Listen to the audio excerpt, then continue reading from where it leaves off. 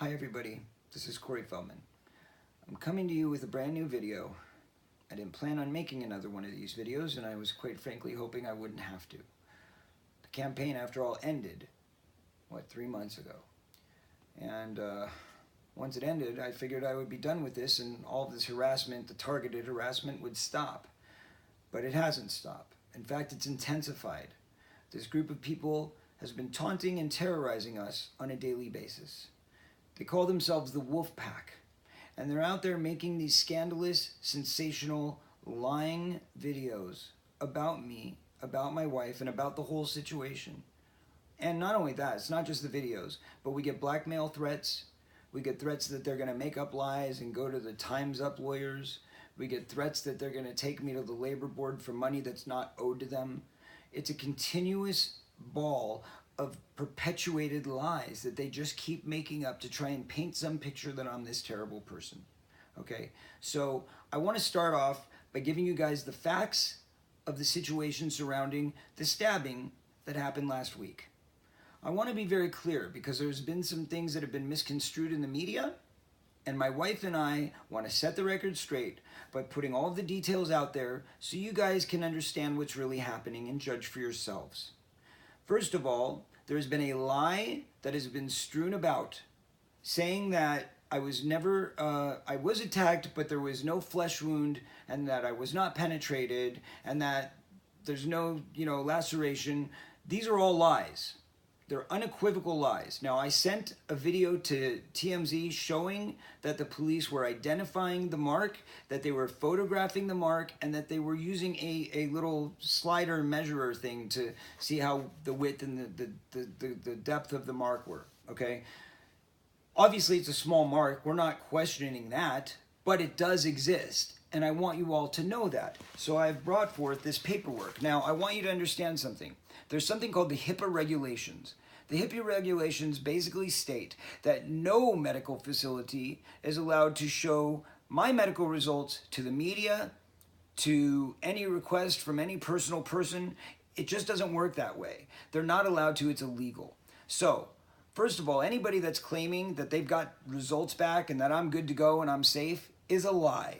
Okay, they can't do that. And it can't be in the police report either, because the specific things that I was tested for that we're most concerned with, such as if a disease was put into my body or some kind of poison, those things don't even show up for anywhere from 2 to 5 months in your body.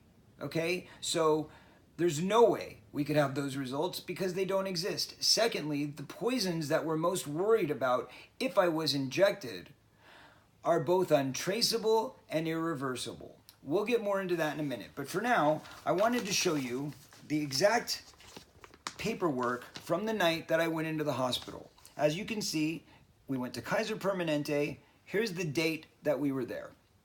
On top of it, I want to take you down to here where it says today's visit. The reason for the visit was a stab wound. The diagnosis, puncture wound of abdominal wall. On top of that, these are the lab tests that they took to see what was in my body and what wasn't. And the date was on the 27th, last Tuesday. Correct. Well, actually, that was Wednesday morning. On top of it, we also have all of this stuff up here, which says, please start to medicate for HIV preparation, okay, within 72 hours, which means in case there was HIV on the needle. They already did the test. They already proved that I don't have HIV in my system at this time. But again, those results would take 6 months to show up. So they gave me some medicine to prevent the HIV from ever starting. But it would make me sick for a month. So I chose not to take that medicine, letting you all know. Okay, on top of all that, we also have a witness who notified us that they had tried to reach out to the police, but they never got an interview. My lawyer spoke with that witness. The witness is a fire engineer who works at the local fire station that happened to see the event, and it was seen by him and another engineer and a captain at that fire station. So we have 3 witnesses who saw the event take place, and we're hoping that the police will be talking to them very soon.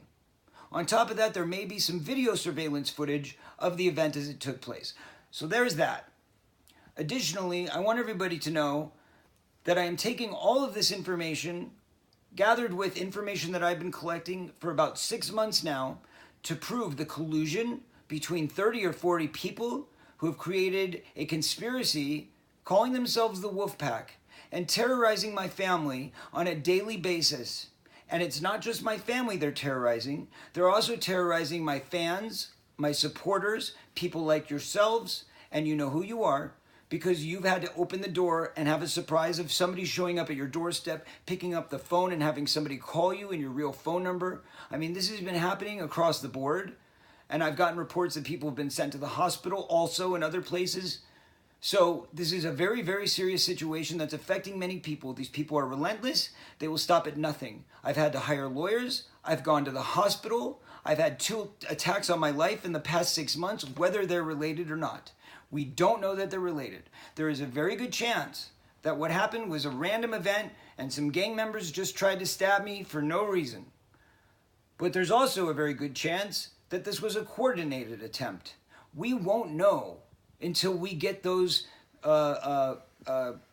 perpetrators under arrest. And I'm hoping that that happens very soon and these people can be brought to justice and we can question them and find out exactly why they were there or how it all went down.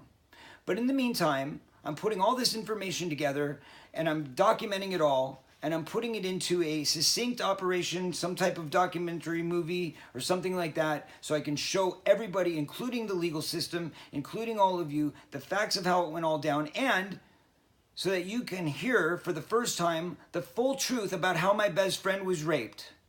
Because let me tell you, it's all connected. Somebody's fighting to keep that information from getting out, and I'm going to prove to you who it is that's trying to stop it. I would like you to talk to my wife for a few moments so that she can convey to you her feelings on what she's been experiencing the past few months. Courtney?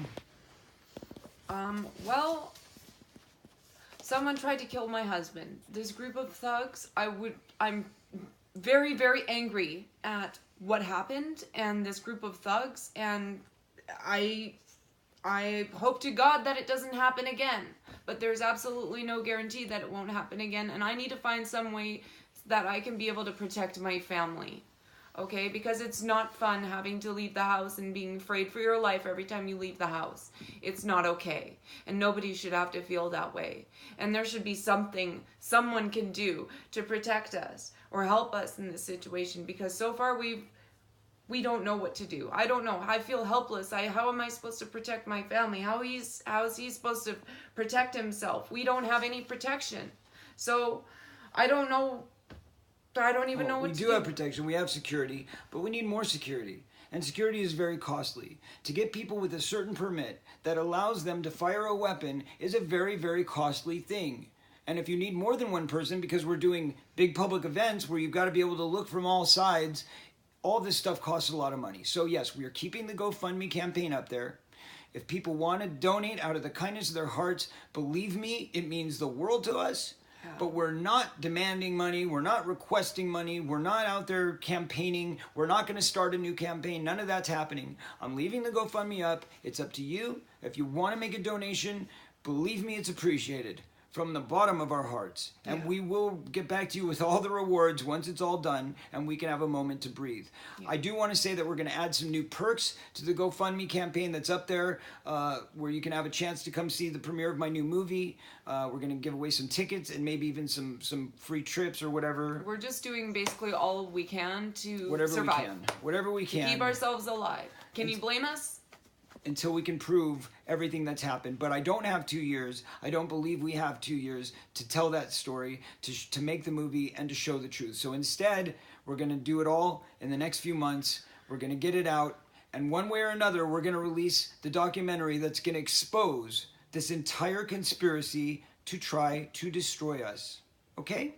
I think that's all we have to say. Is there anything else, honey? We love you.